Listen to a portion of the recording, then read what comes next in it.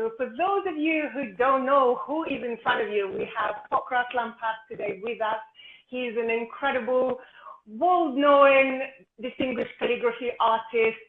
He works with the biggest clients like Nike and Fendi and Saint Laurent, and his work is recognized around the world. He done one of the, well, actually number one, the biggest world calligraphy on one of the Moscow buildings that you can see, even from a satellite. So welcome, Pokras. Really excited to have you today. How are you doing? Hello. I'm great. I'm still in the process of some projects. So it's by the time right now, before like December and end of the year, I want to finish some of the digital stuff I'm working on. So I'm glad to be here. Let's start from the very beginning of your biography. You were born in Korolev, which is not far from Moscow. How was it growing up there? Was there a lot of art there, a lot of graffiti? How did it all start? Yeah, I born in Korolev. It's Moscow region, and like all of the Moscow region connected together by train lines. So I've been studied in Moscow, and I've been in Moscow University, and before I had 1 year of college. So like every time you need to go to the cities through the train line, so you are involved in the process of street art, like the graffiti artists, different kind of vandalism, different kinds of like some local art, and it's always been a very nice contest because I've seen the like how any place can be changed in 1 week 3 times because of the buff of some wall, then one piece around, and a few pieces over it, and it's been very interesting. I became also like one of the graffiti artists who is, like been part of this challenge. So we had some tags, we did some like illegal stuff, and through this time I've been studied in Moscow at the advertisement. So like advertising been quite more like in a commercial way and quite boring for me. So I started to like merge together some of my knowledge from the streets and some of my knowledge I had in the study time. And one day I just quit the university at the last grade and started to be like on way. What did your parents say when you said, you know what, I don't want to have a higher education, I want to be an artist and create art? It's always not easy to communicate with someone who are not so deep in creative part of like education and career. So, I just explained the basics. Like if you want to grow up somewhere, better to be dependent and, like grow fast, except of being a part of community, but this community always trying to catch you quite down to keep the temp of everyone like at the same speed. Okay, so what was your thinking back then when you were studying advertising? You clearly wanted to work in a creative world, and I suppose at that point that seemed like the only path, and then you figure out that there might be a different path. So what, back then, did you already know that this is the style I will be doing, this is how I will make money, or you'll be just like, I'll quit and figure out what to do next? When I started, I had been like super inspired by like kindness lines, all of the like advertisement festivals, design festivals, like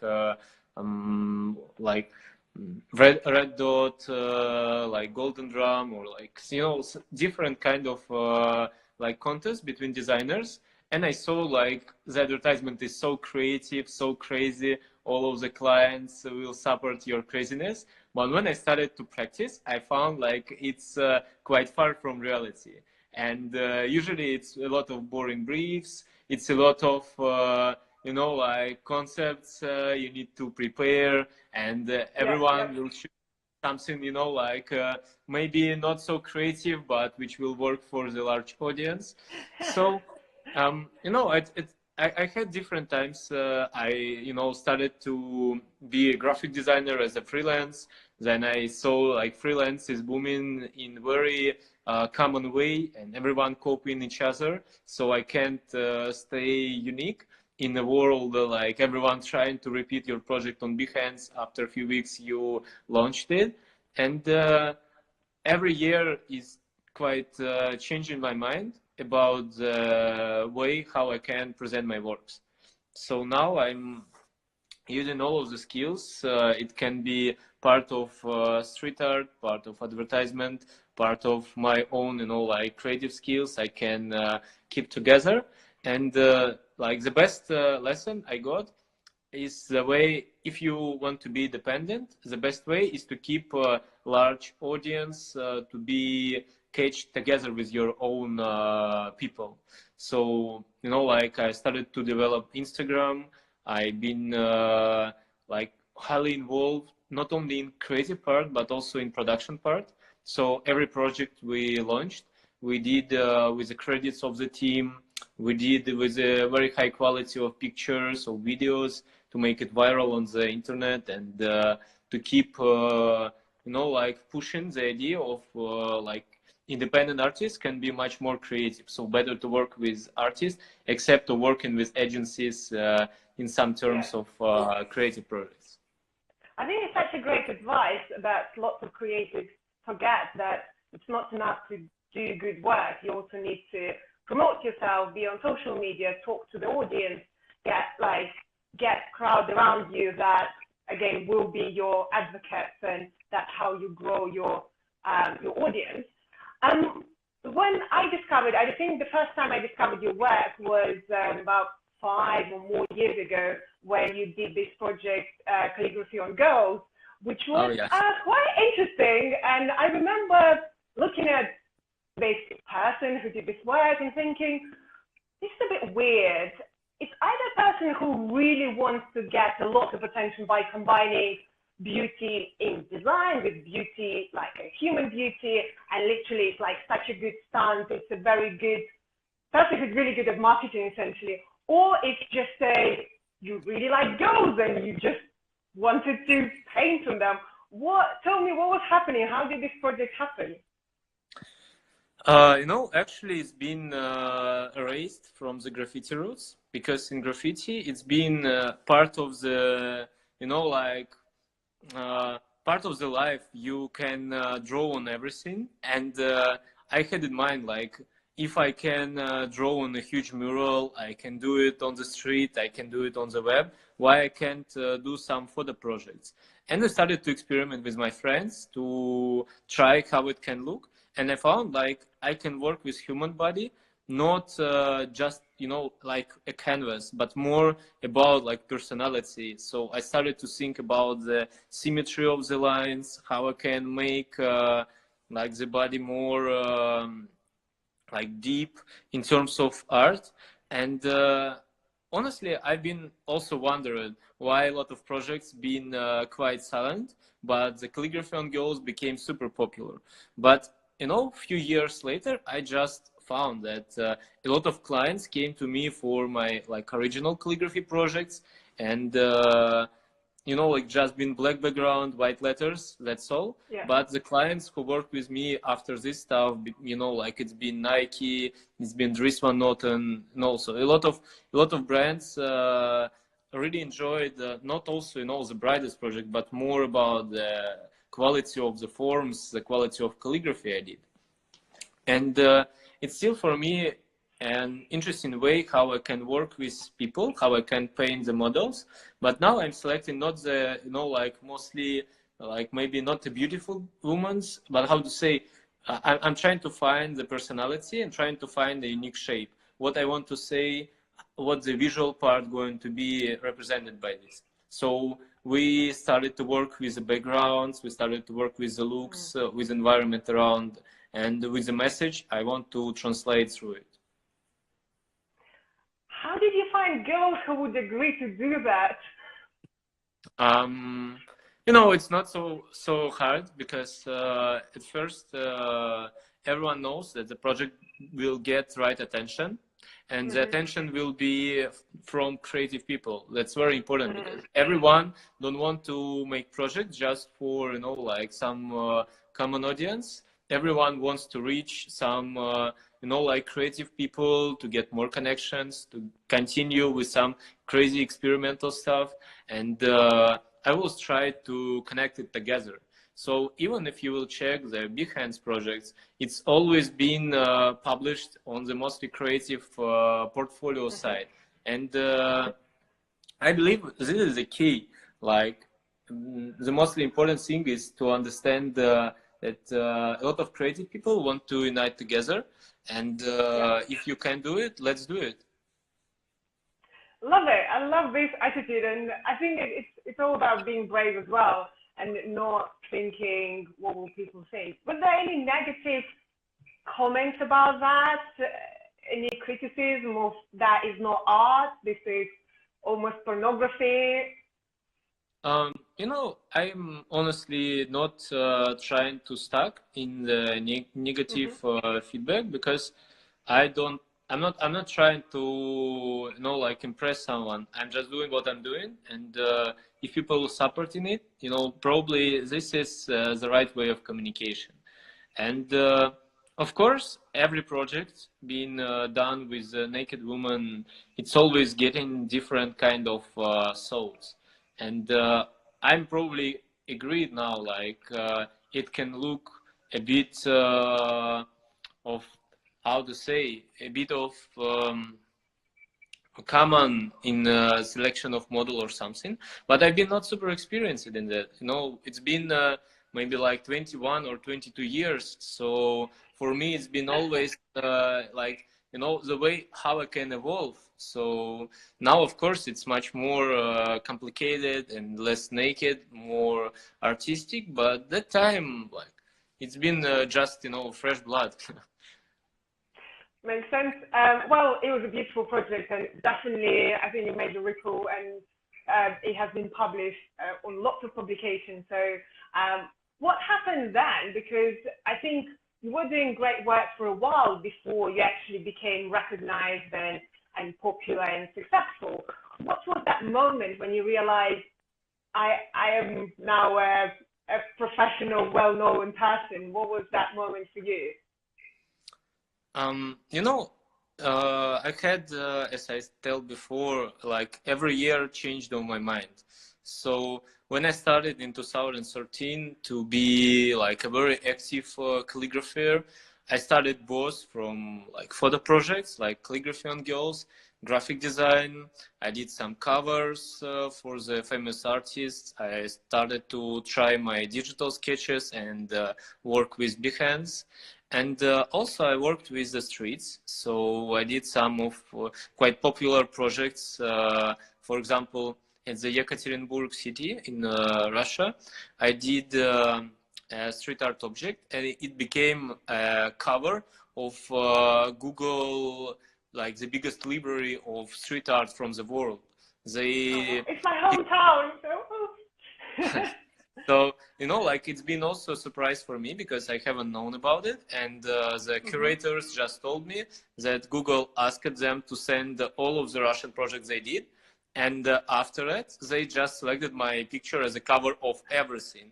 And it's been like Wow. 5,000 of pictures with my Oh cover. my gosh.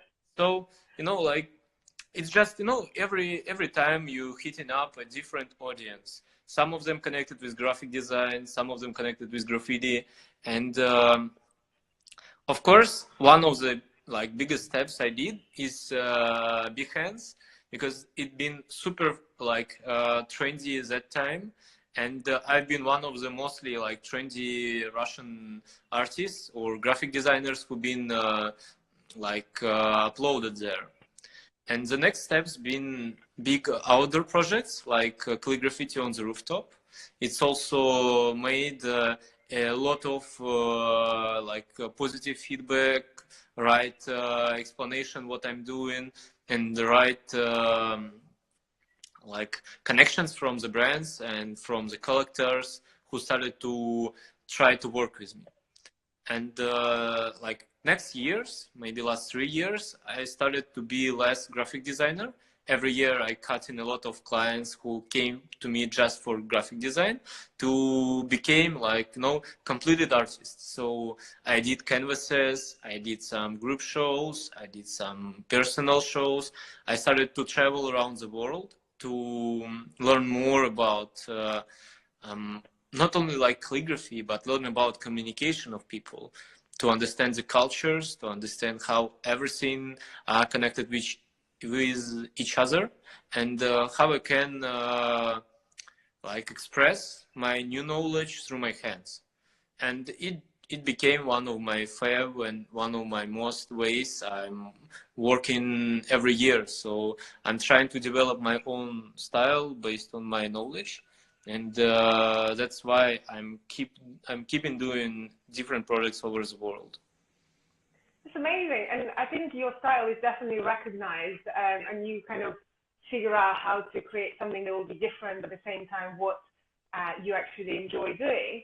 And I think in lots of your interviews, you were mentioning that it's very important for an artist to figure out for yourself what you want to do and how you want to do it, and not ask for feedback and not listen to anyone's opinion, and just keep doing and believing in yourself. And that's the only thing that will keep you going and it will make you successful at the end.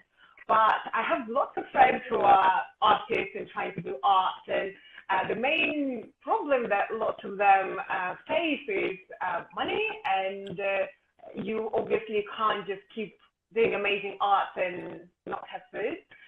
So what was how did you make money while you were doing all this art? Was it graphic design or were keeping it aside? And then how did you, because then another problem is that this money-making thing actually consumes your creative power, so you don't have time to actually create work that you want because you actually need to earn money. I understand that this is one of the biggest problems for everyone who is coming to creative way and has not a lot of clients or portfolio to run. But like the key is very simple: to work harder than everyone and keep believing in what you're doing. So like first time when I started to live independent, like I came out from Moscow to St. Petersburg in 2013. I just been, like no work, no clients, nothing. So I started with, how to say, calligraphy master classes. And it's been one of the way I came inside of like the practice every day, because I had a lot of like nice requests, and I started to raise an audience about it. I started to create like my own community on Instagram, on wiki.com. I made an educational pages about calligraphy to start teach people, not only for money but also just to express some of my knowledge. And I just get an awesome feedback, and almost like second week being like fully booked by people who wanted to get some knowledge from me. So I started to raise some money, not for doing some like not creative stuff but common stuff. I kept doing some of nice requests on tattoos, on logos, on everything. And if I had some time, I just started to teach people, because it been practice every day for me, like dozens of sketches, dozens of people you need to teach about the basics. So every time you teach, you get more experience than everyone, because you teach yourself also. And in 2014, I had more than 15 cities to come, and more than 450 hours of like lessons, lectures, practice, and everything only in calligraphy.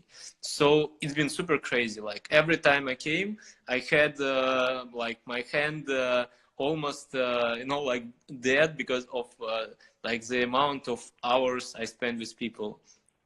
Were you fly then? Was it like you thinking, why am I doing this? Why am I teaching? Or are you actually enjoying that as well, same as doing actual art? No, I haven't thought about like even like it's only for money. It's been more about no one known about modern calligraphy in Russia well. So I just had a feeling if I will keep telling about it to people, the community will be stronger and the knowledge will be better. So every time I came somewhere, I sometimes even not charge the money, but I just had the right people who invited me. It's been nice graphic studios, it's been famous festivals. So again, like I saw and believe that the community will be very good support for me in the next years. So I had Instagram, I had other social media, and people started to follow me and to respect me in these terms. So after I just discovered, like maybe after 1 year of calligraphy teaching, like that people usually don't want to go so deep in practice. So everyone wants to do the same as yours, or they want to get some like common skills just to start earning money on some like easy stuff or easy requests. So it became for me one of the problems, and I just quit all of the education one day. Even I had so much people who wanted to learn something, but then I found I don't want to teach if they don't want to teach themselves. If they just want to copy, I'm not the one who will teach you to copy. And in 2015, I started to spend more time on projects. It's been calligraphy, it's been commercial ones. I started to work with the brands. I started to work with international brands also, because after a few years, my portfolio became quite well, my practice been well, and everyone started to come to me to work together. So that was the point. And like I guess it's very important to have some power to stop something. Even if everything goes well, you need to stop because you know better how to run your next step. I love this advice, and I think talking about teaching, it's great that you actually had that experience of teaching, because through teaching, as you said, you learn a lot about your own craft and your own style and the way you like doing things by explaining it to others. And if there are any other designers watching us, I would definitely recommend teaching to everyone, no matter how good, amazing, or what stage you are. There is always someone you can teach something well, and that will actually take you to the next level as well. You talk a lot about the importance and the meaning of work, and you talk about a lot about manifestos and the importance of explanation of work. And we recently interviewed Buff Monster, another brilliant artist who created multi-manifesto about his work, and again, the meaning behind the funny creatures and the ice cream that he does. Do you have a manifesto actually written, published anywhere, or is it in your head? Is it in progress? What's the situation? I'm super excited about the manifesto concept because it's part of the arts of previous century. And for me, like Malevich, Kandinsky, and a lot of Russian avant-garde scene, been one of the mostly, like strong inspirations I had in my life. And of course, I been inspired not only by the artworks, but more the way how they presented the artwork, how they explained the artworks, and how it can work together with some theory and practice. So I just started to think that if I had large audience on Instagram, it's a right place for the manifestos I'm doing. So it can be just a common past with a date, with the place and everything. And for me, it's the way how I'm trying to catch the people, because I know that what the things I'm doing need to be sometimes spoken super fast. Like today I have this thought, next day I'm trying to understand what's the like the base of it, and maybe after 1 month I can release a text for everyone. And the text don't need to be edited by someone, don't need to be printed. And I believe now the digital world can help to everyone, that you can like speak not not because of someone, but because your own. Like it's much more independence in this. I love it. And I think the manifesto, the concept definitely evolved since the time when it was written as a part of, I don't know, a launch of a painting, and social media, you're right, as part of the manifesto, and new technologies become changed what manifesto means. You also mentioned a lot that performance is part of art, and you clearly value performance, and even your exhibitions involve you creating the artwork in the space. Every work that you publish, again, includes beautiful videos about how you create work, and that again becomes almost an artwork on its own. Do you feel like every artist and designer and creative person should have performance as part of their work, or is it just nice to have, or for some people who actually want it? It's not easy, to be honest, to perform something, because you have a lot of risks at the one time. And for me, calligraphy is one of the best like mediums to express your own like way of creativity, and to express it fast. So if you have some practice, I guess in calligraphy, the graffiti, or like some of abstract art, the performance is the best way to get right communication with the people, because you're actually doing it fast. You're doing it quite bright in terms of the moves, in terms of the some process about emotions, and sometimes I'm doing the same in the studio alone, just to understand my potential, and how I can do something. So I just know that some of the calligraphy stuff need to have some how to say, like calm place, all the papers, like at the one place you keep in a small stroke by the stroke, and like this is not a performance, it's just a practice. So like it depends on the style. For me it's nice, and I believe that it helps me a lot to do some unique stuff, and to show that every work need to be super precise and focused. But sometimes it can damage someone, in terms of art also. If you fail on the audience, maybe it's a problem. Okay, makes sense. You told designers a lot about the fact that they need to give up design, and that the art is the only way to actually succeed as a creative person, because you're recognized for your work, for your style, for what you do, while designers don't have that opportunity because they solve problems of a client, of an audience, therefore they work for someone else and for another brand.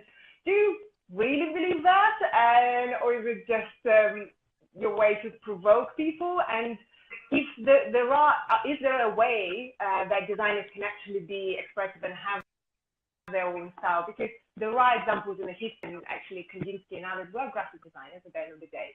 So what's your take on that? I think that the problem of graphic design is that you're always working for a client, and the client hires you to, like solve their problems in terms of like maybe the ways they want to sell something, or the way they want to present something. And they don't want to present you as an artist. They want to present themselves much more. So they will pay you for your work. And that's the key. I feel like sometimes the project is awesome, but the only one thing you can find is a brand who paid for this project and who present you this project. Like Coca-Cola can create an awesome advertisement, but no one will know who did for them graphic design, who directed the video, who made the launch campaign, who created even these words you are, like believing and you are loving. So when I started to work, I started to explain to people, like, I'm not trying to catch your audience, but I want to make more value to your audience and much more value to the brand, because you are representing the artist who is working on you. And it's been not easy.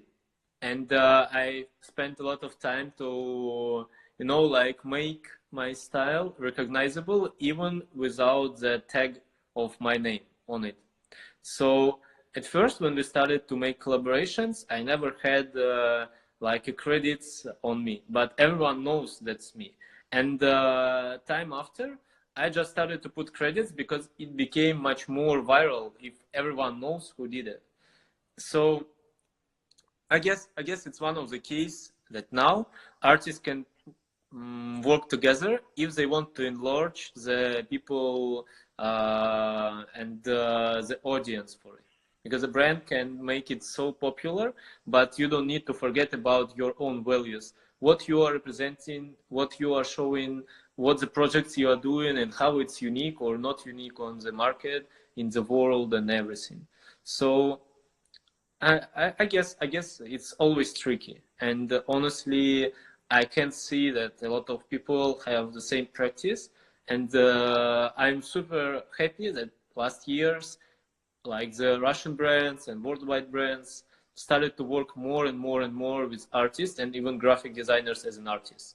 So even like the Apple, who never did any of campaigns made of graphic design, started to made some events like Today at Apple and everything to promote people who like already working with them on their software, on their laptops, and I've been super happy of this because I believe that sometimes you don't need to pay each other to promote something.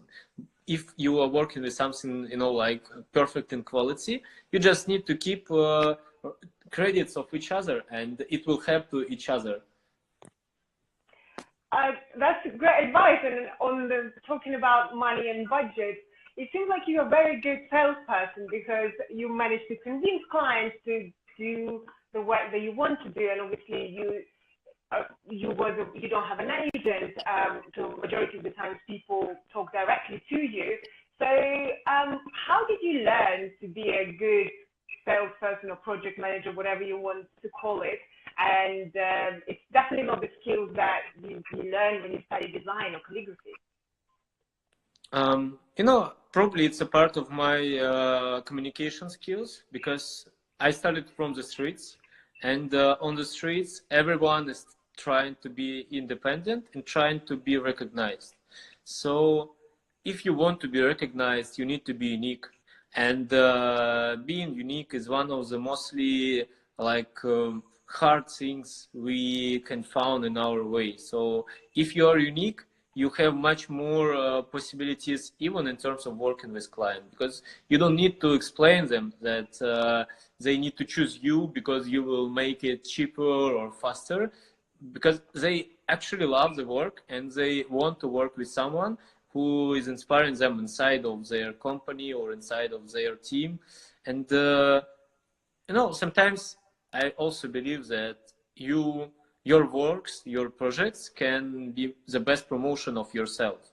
So sometimes I had experience like people haven't known me, but they seen my projects, and when I started to explain the projects, they became super shiny, like, wow, I haven't known that you did. I love everything like we can do together. And like I just believe also that every company has a people who is creating everything, and if you will just explain your idea and explain your values, people will support it because actually it's a good values. Great. So everyone who doesn't get good clients, I think you should work on your communication skills, and I think then that you will get more and more cool projects that you will be proud of. So we will be taking now questions from the audience, guys. So prepare your questions, write them down here, and Pokras will answer, I suppose. We'll try to answer all of them, but we'll see how we go. It seems like you have lots of fans or lots of people are joining and asking questions or saying lots of nice things. I can see lots of hearts as well, which is great. Yay, everyone loves you. Yeah, just ask questions. I'll ask questions while we're waiting. You're a very friendly person, and I can see it through the interviews that you do and through the work that you do. And I feel it's very unique, I have to say, for artists to not to be kind of Steve Jobs like when they are arrogant and just believe that they only one who are right. Because to be a successful artist, you need to believe in yourself more than in anyone else. Therefore, you become arrogant. So, how do you stay nice to people now when you're famous? And do you feel like that is the reason why people come back to you for projects, because they just like you as a person? You know, I think that now, like, if we're speaking about myself, I had some of the, how to say, some of the tasks, some of the values in terms of education of people and connection of people, because I'm representing the, like, the visual and representing the how can live, how can work the actually modern artist in Russia, and actually maybe modern artists in the world. So if I will show to the large audience right values, I'm believing that it will help to everyone understand how they need to work, how they need to act, how they need to think about, like, people around, to be much more like to be much more independent, at the same time to be much more connected with life. So I'm trying to make some public lectures. I did a very big show in Moscow in museum to let everyone go inside to the show for free.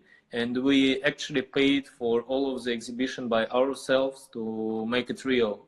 So we get the record of people who came to the museum for all time. We had like 33,000 of visitors in less than 3 weeks.